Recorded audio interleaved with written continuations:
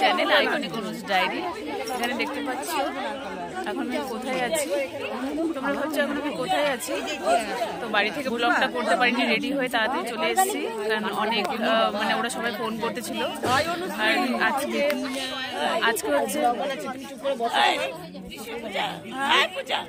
আজকে হচ্ছে আমার ফ্রেন্ডের হচ্ছে মেহেন্দি। ওর মেহেন্দি হচ্ছে দিনের বেলাতেই হয়ে গেছিলো, কারণ আমাদের এখানে এত ঠান্ডা পড়েছে যার জন্য মেহেন্দিটা দিনের বেলাতেই করা হয়েছে। তার কিছু কিছু ক্লিপ আমি নিয়েছিলাম আগেই। তো আর এখন আসছে এখন প্রোগ্রাম হচ্ছে, সব ডান্স ফান্স সবাই আছে, সব ডান্স ফান্স করবে। তো আর এই যে আমার বান্ধবীর ব্রাইড, ভাই বলে দাও তুমি তোমার আজকে ব্রাইড। এই যে ব্রাইড একটু দাঁড়িয়ে দাও, এই যে ব্রাইড। তোমরা জানাবে সবাই যে ওকে কেমন লাগছে দেখতে। আর ও আজকে সেজেছে, ওকে তো ভীষণ সামনে থেকে খুব সুন্দর লাগছে, বিশেষ করে তো ওর হেয়ারটা, আমি তো জাস্ট ফিদা হয়ে গেল। আর তোমরা কমেন্ট করে জানিও তোমাদের কেমন লাগছে। তো চলো তোমাদেরকে বাকি সব দেখাবো। যত ডান্স ফান্স এখন হবে সবাই ডান্স করবে, তো তোমাদের সবটাই দেখাবো। পুরো ভিডিওটা স্কিপ না করে তোমাদেরকে দেখতে হবে। তো চলো সঙ্গে থাকো আর দেখতে থাকো। আর এটা ছিল পূজার মেহেন্দির সকালবেলার কিছু ক্লিপ। তো আমার যাওয়ার কোনো কথা ছিল না, মানে আমি জানতাম না যে আমাকে যেতে হবে। তো ওরা আমাকে মানে বিল্টু আর পূজা আমাকে ফোন করে বললো যে মেহেন্দিটা সকালবেলায় হচ্ছে, তুই আয় তাড়াতাড়ি। তো আমি ভেবেছিলাম যে একবারে রাত্রিবেলায় সব কিছু হবে, তখন রেডি হয়ে যাব। কিন্তু এখন আমি প্রত্যেকটা মানে এখনকার বিয়েতে আমি দেখেছি, সবাই মোয়ের বিয়েতেও তাই ছিল যে সকালবেলায় সব কিছু মানে মেহেন্দির ব্যাপারটা সব কিছু সকালেই করে নেয়। আর রাতের বেলায় সঙ্গীত সেরেমনি যেহেতু হয়, কারণ তখন সবাই ডান্স ফান্স করে, যে ব্রাইড থাকে সেও ডান্স করে। তো সেই কারণে আমি যতক্ষণে গিয়েছিলাম ততক্ষণে দেখছিলাম যে পূজার মেহেন্দি অলরেডি অনেকটা পড়া হয়ে গেছিলো। তারপরে দেখছিলাম এখানে সবাই এসেছিলো, রিঙ্কুদি, রিয়া, তারপরে পূজার এখানে একটা ভাই, আর আরও সবাই ছিল। আর এখানে ফটোগ্রাফাররা ছিল, তারা কলকাতা থেকে এসেছিলো, ওরাও ভালো ছিল। তো বিল্টু আর পূজা আমাকে বারবার করে ফোন করতেছিল। তো আমি জানতাম না যে হচ্ছে মানে এরকমভাবে মানে সবাই চলে এসেছে। আমি ভাবলাম নর্মালি, ওদেরকে জিজ্ঞাসাও করছিলাম, তো বললেন হ্যাঁ নর্মালি। তো আমি গিয়ে ভাবছি আমি তো একদমই কেমন নর্মালভাবেই চলে এসেছি। তাহলে ঠিক আছে, কোনো ব্যাপার না, সবাই তো নিজেদের মধ্যেই চেনাই তো সবাই। তো আর এখানে খুব মজা হচ্ছিলো, আমরা সবাই একসাথে থাকলে পরে সত্যি খুব মজা হয়, একদম ছোটোর থেকেই। আর বিল্টু, আমি, পূজা ছোটোর থেকে সব কিছুতে একসাথেই থাকতাম। তো এখানে রিয়াও ছিল। আর একটু পরে না মৌ আসবে, তো ওর পিছনেই রিঙ্কু দিয়ে এখন পুরো মানে ওকে খেপাবে। ওরা একসাথে সব ঘুরতে গেছিলো, সেটাই তোমরা শুনতে পারবে একটু পরে।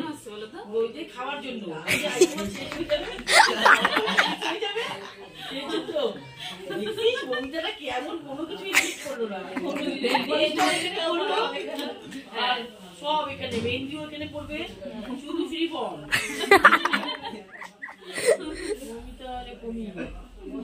খাওয়া দেবে। ওর বরটা খুব ভালো, কিন্তু ওর বরটা শাসা, করবো না। আরে বন্ধু বান্ধব 2-4 টাকাতে খরচা করে, আর ওটা তো নাম হয় বোকা, একটা বর একটা বউ কথা কখন করা হয়, তো দেওয়া দেওয়াতেই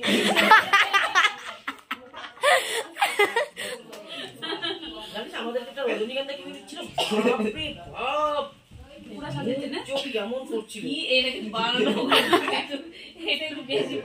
তারপরে বাকি আমরা হিসাব করছি গাড়িতে বলে কি ভালো করে হিসাব করো, আমাদের দুজনের বারবার বলে আছে আমাদের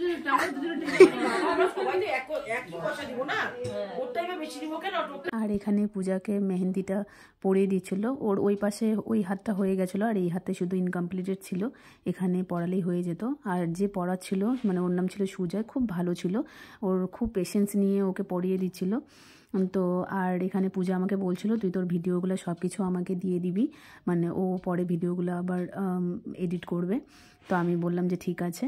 আর এই সময় না বাড়ি ভর্তি একটা সুন্দর আমেজ থাকে, সবাই হই হুল্লোড় থাকে, নাচ গান চিৎকার সমস্ত কিছু, বিয়েবাড়ি বলে কথা। তো বিয়েবাড়িতে সব কিছুই আনন্দ, ব্রাইডেরও বাকি সবারই সব কিছুর আনন্দ। শেষ দিনটা একদমই আর ভালো থাকে না, বিশেষ করে ব্রাইডের। আর এখানে পূজা হচ্ছে পোজ দিচ্ছিল, মানে ওর ফটোগুলো নিতে হবে। তো ওকে দেখে না আমার খুব কষ্ট লাগছিলো, এত ঠান্ডার মধ্যেও একটা হয় না, আর তখন ঠান্ডা মনে থাকে না, খুশিটাই সব থেকে মেন থাকে। আর হচ্ছে এখানে ওর এই ফটোশ্যুটগুলো কমপ্লিট হয়ে গেলে পরে ওর এরপরে আবার আইবুড়ো ভাত হবে, যেটা লাস্ট আইবুড়ো ভাত ওর বাড়ি থেকে দিবে, তো সেটা এরপরে হবে। তো আর মানে হয় না বিয়ে বাড়িতে ওরকম সময় ফাঁকাই পাওয়া যায় না যে হচ্ছে ভালো করে নিজের জন্য ফটোশ্যুট করা যায়। তো সবাই এতটাই কাজে ব্যস্ত থাকে, তো তার মধ্যেও সব কিছুগুলো করতে হবে। তো এরপরে হচ্ছে আমিও ভেতরে ছিলাম, আমিও মেহেন্দিটা পড়ছিলাম, সেই জন্য এই ভিডিও ক্লিপটা আমাকে আমার একটা ভাই নিয়ে দিয়েছে। তো এরপরে আমি বাড়িতে চলে আসলাম রাত্রিবেলায় রেডি হওয়ার জন্যে। তো এখানে এই যে মেহেন্দিটা পড়েছিলাম, প্রথমে মেহেন্দি পড়ার কোনো কথা ছিল না, আমি প্রায় 11 বছর পর আমি মেহেন্দি পড়লাম। সেরকম মেহেন্দি পড়া হয় না, কিন্তু যে পড়িয়েছে খুব ভালো পড়িয়েছে, আর 2 হাতেই আমি পড়েছিলাম। আর এটা ছিল রাত্রের ক্লিপ। এখানে ডান্সের গানগুলো দিতে পারিনি, কপিরাইট চলে আসবে সেই কারণে, কিন্তু সবাই গানের তালে তালে সবাই খুব ভালো নেচেছিল সেই দিন। আর এখানে সবাই এক এক করে সবাই ডান্স করছিল, ছোট বড় সবাই মোটামুটি যতটা যে যেমন পেরেছে সবাই ডান্স করেছে। আর এই দিদিটা আমাকে মেহেন্দি পরে দিয়েছিল, খুব সুন্দর ডান্স করেছে, ও কোনো প্র্যাকটিস করেনি, মানে বিনা প্র্যাকটিসে খুব সুন্দর ডান্স করেছিল। আর এখানে হচ্ছে রিঙ্কুদিরা একটুখানি প্র্যাকটিস করেছিল, বাট সবাই এখানে কিন্তু নন ডান্সার, কেউ সেরকম করে ডান্স শেখে না বা করে না, কিন্তু তবুও সবাই খুব ভালোভাবে ডান্স করেছিল। কারণ কি সবাই না ডান্সটাকে মানে এনজয়মেন্ট করে করেছিল, আর যে কোনো জিনিস মানে মন খুলে করলে পারে সব কিছুই ভালো হয়। তো নার্ভাসনেস কারোর মধ্যেই ছিল না, যতটুকু করেছে, কারণ সেখানে তো প্রাইজের কোনো ব্যাপার ছিল না, সেই জন্য সবাই খুব মন খুলে খুব সুন্দর করে ডান্স করেছে। আর সত্যি কথা বলতে রিঙ্কুদি এতটাই মজা করে ও নিজেও নেচেছে, আর সবাইকে এতটাই মানে খুশি দিয়েছে, মানে সবাই আমরা হাসাহাসি করছিলাম, মানে এতটাই ভালো হয়েছিল, সত্যি খুব সুন্দর হয়েছিল। আর এরপরে আর বিশেষ করে আমি ডান্স প্র্যাকটিস করিনি, আমাকে বারবার করে বলেছিল মানে পূজা, যে তুই ডান্স কিন্তু প্র্যাকটিস করে রাখিস। কিন্তু সত্যি কথা বলতে আমি তো আমার কাজের জন্য আমি পারিনি, আর আমি ভাবতেই পারিনি যে সবাই ডান্স প্র্যাকটিস করে আসবে এত সুন্দরভাবে। কিন্তু আর সত্যি কথা বলতে আমি শুধু ওখানে ফলস খেয়ে গেছিলাম।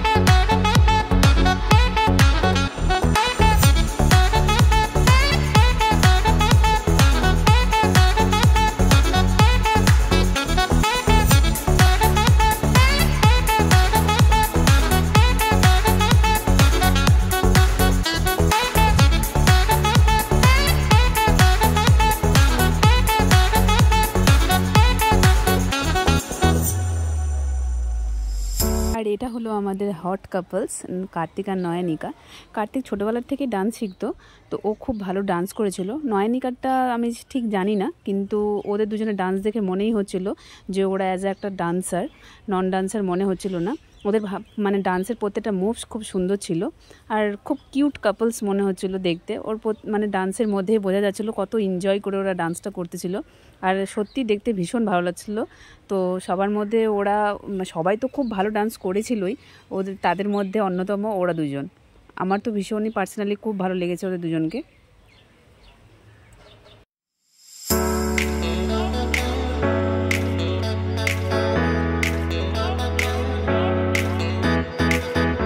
মঞ্চে চলে এসছে আমাদের ব্রাইড, ওই দিন ও নাচ করে ফাটিয়ে দিয়েছিল, ও কারো থেকে পিছিয়ে থাকেনি। আসলে ওকে ছোটোবেলার থেকে আমি ওকে দশমী ডান্স করতে দেখেছি, এরকম স্টেজের মধ্যে সবার সামনে আমি পারফরমেন্স করতে দেখিনি। কিন্তু ওই দিন ও বলেছিল যে ও মানে প্র্যাকটিস করার টাইমই পায় না। এটা সত্যি কথা, ওর এত বিজি শিডিউলের মধ্যে কখন প্র্যাকটিস করবে সব কিছু নিজের হাতেই করতে হয়। তার মধ্যে এত সুন্দর মানে ডান্স করেছে, প্রত্যেকটি স্টেপ মনে রেখেছে। আর এগুলো হয়তো ওর নিজের বিয়ের দিন বলেই হয়তো এগুলো পসিবল হয়েছে, কারণ সেগুলো আর প্র্যাকটিসের দরকার পড়ে না, ওগুলো মন থেকেই আসে। বিয়ে নিয়ে প্রত্যেকটা মেয়ের মনে অনেক স্বপ্ন থাকে, তাই এই ছোট ছোট খুশির মুহূর্তগুলোর জন্যই হয়তো সব কিছু এত ইজিলি হয়ে যায়।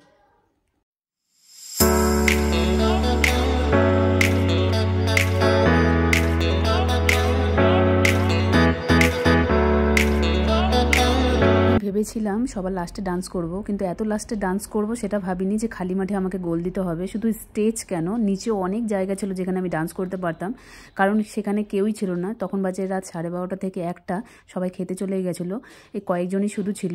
আমি ভেবেছিলাম এখন যদি আমি ডান্স না করি তাহলে শুধু নিজের ডান্স আমাকে নিজেকেই দেখতে হবে। মা আর পূজা অনেকক্ষণ থেকে বলে যাচ্ছিলো তুই একটা ডান্স কর। মা তো প্রচণ্ড রেগেই গেছিলো, কারণ মা ছোটো থেকেই আমাদেরকে ডান্স করতে দেখে ভীষণ খুশি হয়। আর পূজাও একটুখানি রাগ করছিল। তখন ভাবলাম যে না, আর দেরি করে লাভ নেই, এখন আমি ডান্সটা করি। আর সবাইকে ডান্স করতে দেখে সত্যি আমার ডান্স করতে ইচ্ছা করছিল। আর এই ভিডিওটা তখন আমি জানি না কে করছিল, পরে দেখি মৌ করছে, সেটাও আবার উল্টো করে। তো তারপর আমি ভাবলাম যে ডান্সটা করেই নিই। এত বিজি শিডিউলের মধ্যে না আমারও ডান্স প্র্যাকটিস করাই হয়নি।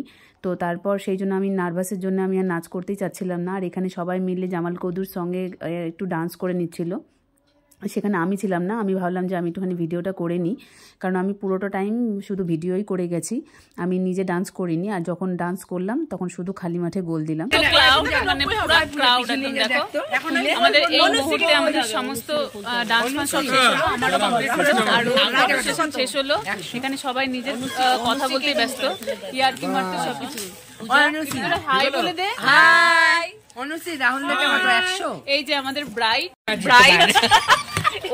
অনেকক্ষণ থেকে খাওয়া দাওয়া কিছু হয়নি, ওর ফটো সেশন শেষ হলো, মন্ডপ বানাচ্ছে, কিন্তু ভোটে জিততে পারে না। আর এখন হচ্ছে আমাদের খাওয়া দাওয়া হবে, সবাই খাওয়া দাওয়া করবো। তারপরে আমাদের এখন এনার্জি শেষ হয়নি, আমরা আবার যাব ডান্স ফান্স করতে, সবকিছু করতে, খাওয়া দাওয়ার পর আর কয়েকটা ফটোও তুলবো। এখন কোনো কিছু হয়নি, তো সবাই মিলে করবো। আর আমাদের এটা না গ্রুপ একটা, সবাই মিলে। এই যে এটা হচ্ছে আমার বান্ধবী, এটা বান্ধবীর বর, এটা হচ্ছে বিল্টু, এটা হচ্ছে আমাদের নিউলি ব্রাইড। দেখো হাই না, তোমরা বসে পড়ো। আমার মেহেন্দি কালারই তো হয়নি, আমার কালার আছে। আর আমার জন্য এই ভিডিওটাতে সুন্দর লাইক কমেন্ট, এখানে যেটা আমি সুন্দর, ওরা সবাই বিচ্ছিরি। ওকে দেখো, দেখাই যাচ্ছে না। এই দেখো আমি সুন্দর না, কিউট একটা স্মার্ট ছেলে। এই দেখো কি হয়েছে, কালকে হবে, এখন আমাদের খাওয়া দাওয়া হবে।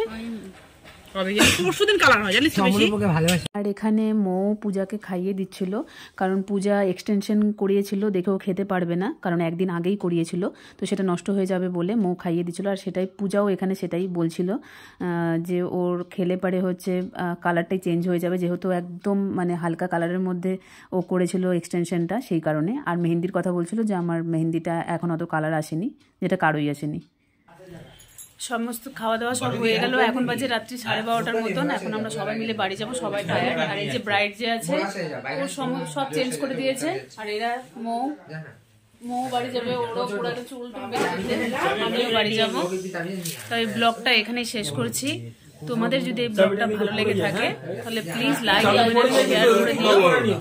আর এরকম আরো ব্লগ দেখার জন্য সাবস্ক্রাইব করো। আর এরপরে আরো এরকম টাইপের অনেক ব্লগ আসবে।